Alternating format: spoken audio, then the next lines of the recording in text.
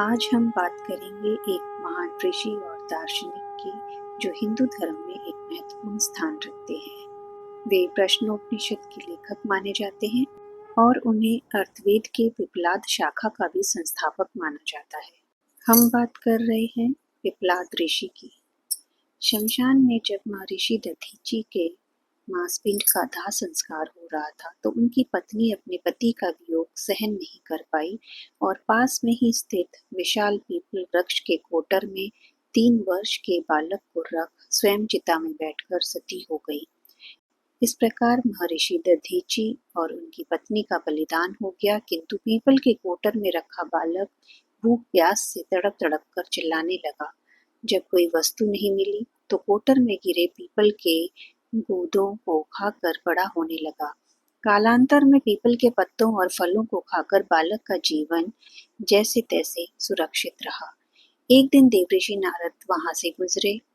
नारद ने पीपल के कोटर में बालक को देखकर उसका परिचय पूछा।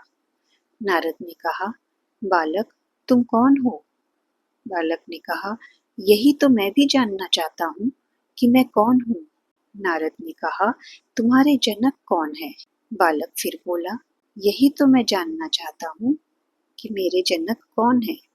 तब नारद ने ध्यान धर देखा। नारद ने आश्चर्यचकित हो बताया कि हे बालक, तुम महान दानी महर्षि दधीची के पुत्र हो। तुम्हारे पिता की अस्थियों का वज्र बनाकर ही देवताओं ने असुरों पर विजय पाई थी। नारद ने बताया कि तुम्हारे पिता दधीची की मृत्यु मात्र 31 वर्ष की आयु में ही हो गई थी। बालक ने कहा, मेरे पिता की अकाल मृत्यु का कारण क्या था?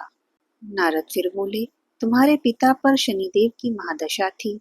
बालक ने फिर से पूछा, मेरे ऊपर आई इस विपत्ति का कारण क्या था? नारद जी बोले, शनिदेव की महादशा। इतना बताकर देवऋषि नारद ने पीपल के पत्तों और गोदों को खाकर जीने वाले बालक का नाम पिप्पलाद रखा और उसे दीक्षित किया। नारद के जाने के बाद बालक पिप्पलाद ने नारद के बताए अनुसार ब्रह्मा जी की घोर तपस्या कर उन्हें प्रसन्न किया।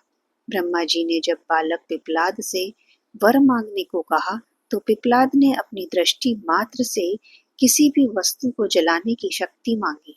ब्रह्मा जी से वर मिलने पर सर्वप्रथम पिप्पलाद ने शनिदेव का आह्वान कर अपने सम्मुख प्रस्तुत किया और सामने पाकर आंखें खोलकर भस्म करना शुरू कर दिया।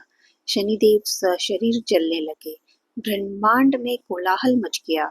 सूर्य पुत्र शनि की रक्षा में सारे देव विफल हो गए।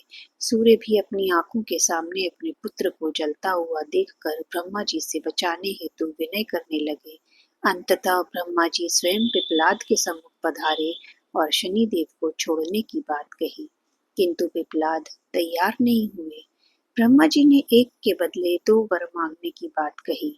तब पिप्पलाद ने खुश होकर निम्नवत 2 वरदान मांगे।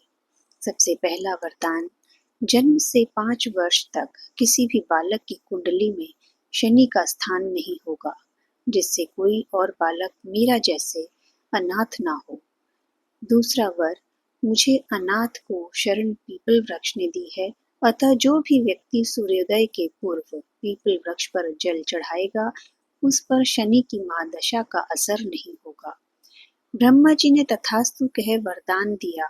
तब पिप्पलाद ने जलते हुए शनि को अपने ब्रह्म दंड से उनके पैरों पर आघात करके उन्हें मुक्त कर दिया, जिससे शनिदेव के पैर क्षतिग्रस्त हो गए और वे पहले जैसी तेजी से चलने लायक नहीं रहे।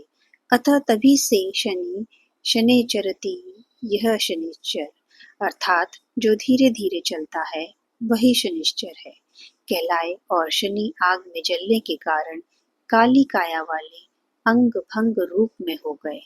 संप्रति शनि की काली मूर्ति और पीपल वृक्ष की पूजा का यही धार्मिक हेतु है। आगे चलकर पिप्पलाद ने प्रश्न उपनिषद की रचना की, जो आज भी ज्ञान का बृहद भंडार है।